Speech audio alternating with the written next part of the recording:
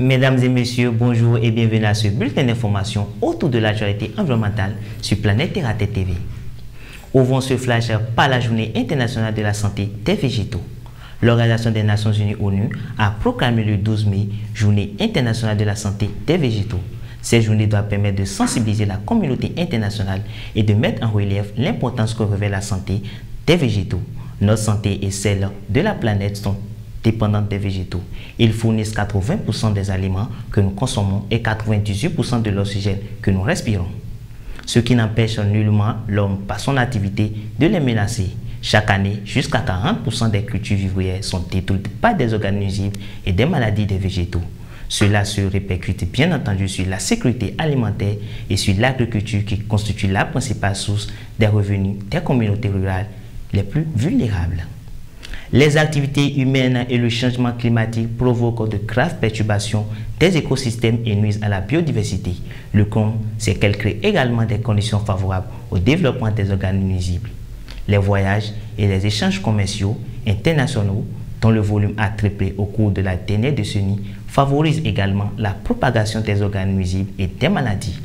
Notre devoir est de protéger les végétaux, tant pour les populations que pour la planète. Nous avons tous un rôle à jouer. Ce 11 mai, la délégation de l'Union européenne a effectué une série de visites de projets dans les villes de Cotonou et d'Abomey-Calavi. C'est au Jardin de l'Espoir de Codomé-Togodo que les visites ont commencé. Plus de détails dans l'édition de ce soir. D'autres sites ont été visités également. Vous aurez les détails dans nos prochaines éditions. Ce samedi 13 mai, c'est la journée mondiale des oiseaux migrateurs.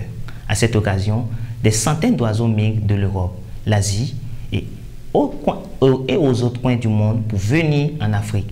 Qu'est-ce qui explique cette spécificité de cette migration de ces espèces? Vous suivez les explications de Toussaint Loubenon, il est ornithologue dans le 19h45. Direction États-Unis à présent, un plan de réduction de CO2 pour les centrales électriques. Aux États-Unis, le gouvernement Joe Biden a annoncé ce jeudi 11 mai un plan de réduction des émissions de gaz carbonique pour les centrales électriques, une première dans le pays. Le texte prévoit notamment l'obligation pour certaines centrales de charbon de capter leurs émissions de CO2 au lieu de les rejeter dans l'atmosphère, une technique encore un peu répandue. C'est ainsi que s'achève ce bulletin d'information consacré à l'actualité environnementale. Merci de votre aimable attention. Retrouvez Inès Kwasi à la présentation du 19h45. Bon début de week-end à toutes et à tous, tout en ayant à l'esprit la protection de la planète.